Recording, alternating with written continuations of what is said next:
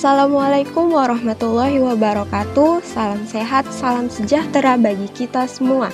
Video ini dibuat untuk memenuhi tugas kelompok yang diamanatkan oleh Ibu Alfisa Fitri, MPD, selaku dosen pengampu mata kuliah mikrobiologi. Bakteri sangat erat kaitannya dengan sumber suatu penyakit. Namun, anggapan tersebut nyatanya kurang tepat. Sebab, ada juga bakteri yang bermanfaat baik pada makhluk hidup dan tidak membawa penyakit.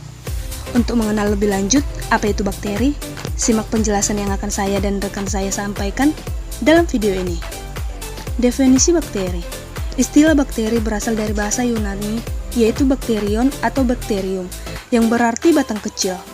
Bakteri adalah sebuah kelompok mikroorganisme bersel tunggal dengan konfigurasi selular prokariotik atau tidak mempunyai selubung inti. Ciri-ciri bakteri. 1. Berukuran kecil, ukuran tubuh berdiameter 0,1 sampai 1 mikron dengan panjang 1 sampai 20 mikron, maka disebut mikroorganisme. 2. Terdiri dari satu sel uniseluler. 3. Tidak memiliki membran inti prokariotik. 4. Hanya dapat dilihat melalui mikroskop. 5. Hidup berkoloni atau secara soliter. 6. Bersifat kosmopolit berhabitat luas. 7. Memiliki dinding sel. 8. Beberapa jenis mikroorganisme dapat membentuk endospora pada kondisi lingkungan yang kurang menguntungkan. Klasifikasi bakteri. 1. Berdasarkan bentuk. Jika dilihat dari bentuk, bakteri dibagi menjadi bakteri fokus, bacilli, dan spiral. Fokus berbentuk bulat atau butir telur, tapi bisa juga hidup dalam formasi dengan bakteri sejenis lainnya. Bacilli atau bacillus adalah kelompok yang membentuk batang. Walaupun begitu, nama bacillus juga digunakan sebagai genus. Spiral atau Spirochetes adalah bakteri yang membentuk melengkung. 2. Berdasarkan pewarnaan gram. Ilmuwan asal Denmark, Hans Christian Gram, menemukan metode untuk mengklasifikasikan bakteri berdasarkan struktur pada dinding selnya. Ia membagi berdasarkan pemberian zat kimia pewarnaan dan pengelompokannya menjadi 2 jenis, yaitu gram positif dan gram negatif. Yang pertama adalah bakteri gram positif, memiliki lapisan peptidoglikan yang tebal atau berganda, sekitar 20 sampai dengan 80 nanometer. Akan berwarna ungu jika diwarnai dengan pewarnaan gram. Jenis ini juga rentan terhadap kekeringan, tapi tidak terlalu resistensi terhadap antibiotik. Sebagai contohnya adalah bakteri Staphylococcus aureus, Streptococcus mutans, dan Bacillus subtilis. Kedua adalah bakteri gram negatif. Peptidoglikan pada bakteri gram negatif cenderung tipis, berkisar antara 5 sampai dengan 10 nanometer. Akan berwarna merah jika diwarnai dengan pewarnaan gram. Jenis ini lebih tahan terhadap antibiotik karena memiliki dinding sel yang sulit ditembus. Struktur bakteri. Struktur bakteri terbagi menjadi 2 bagian, yaitu struktur umum dan struktur tambahan yang hanya ada pada bakteri tertentu. 1. Struktur umum. Dinding sel berfungsi untuk melindungi dan membentuk bakteri. Terbuat dari peptidoglikan, gabungan protein dengan polisakarida.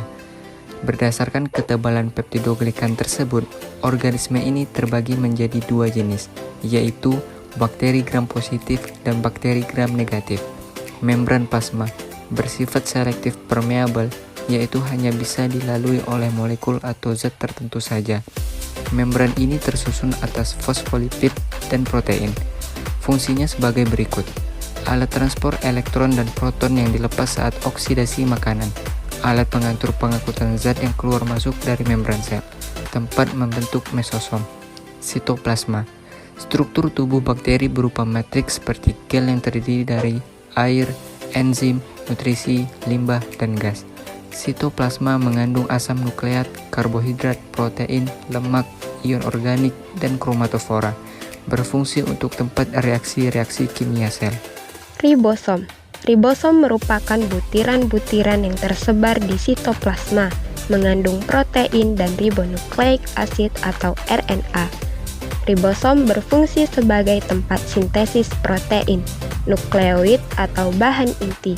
Bahan inti terdiri dari DNA berupa rantai tunggal atau berbentuk lingkaran. DNA tidak dilapisi oleh membran sehingga bisa juga disebut sebagai nukleoid. Beberapa bakteri diketahui memiliki DNA tambahan yang membentuk lingkaran kecil. Bentuk tersebut kemudian disebut sebagai plasmid. Nukleoid berfungsi sebagai pusat pengendalian aktivitas sel, memasuki struktur tambahan. Struktur tambahan terdiri dari flagella. Flagella atau ada juga yang menyebut sebagai flagellum merupakan alat gerak berbentuk batang atau spiral. Berdasarkan jenis flagella yang dimiliki, organisme bersel satu ini terbagi menjadi 5 kelompok, yaitu atrik, monotrik, amfitrik, lofotrik, dan peritrik. Pili. Pili merupakan tonjolan kecil menyerupai rambut yang muncul dari permukaan sel luar dan lebih pendek, kaku, dan diameter lebih kecil dari flagella. Fungsi dari pili sendiri yaitu sebagai alat pelekat saat konjugasi. Selanjutnya kapsul. Kapsul merupakan lapisan lendir berbentuk padat dan tebal. Lendir pada kapsul membuat organisme ini memiliki permukaan licin. Kapsul terbuat dari polisakarida dan air. Fungsi dari kapsul yaitu sebagai alat pertahanan dan pelindung, mencegah kekeringan pada tubuh bakteri, alat untuk melekat pada inang, serta sebagai sumber makanan. Klorosom. Klorosom ada di bawah membran plasma. Peran klorosom yaitu untuk membantu proses fotosintesis karena di dalamnya terdapat klorofil yang berperan dalam proses fotosintesis. Vakuola gas. Vakuola gas ini berguna untuk membuat bakteri mengapung di permukaan air, sehingga dapat disimpulkan bahwa pemilik vakuola gas hanyalah bakteri air. Sama seperti klorosom, vakuola gas dibutuhkan untuk fotosintesis. Yang terakhir, endospora. Endospora mengandung sitoplasma, materi genetik, dan ribosom. Endospora dapat tumbuh menjadi sel bakteri baru jika kondisi lingkungan mendukung.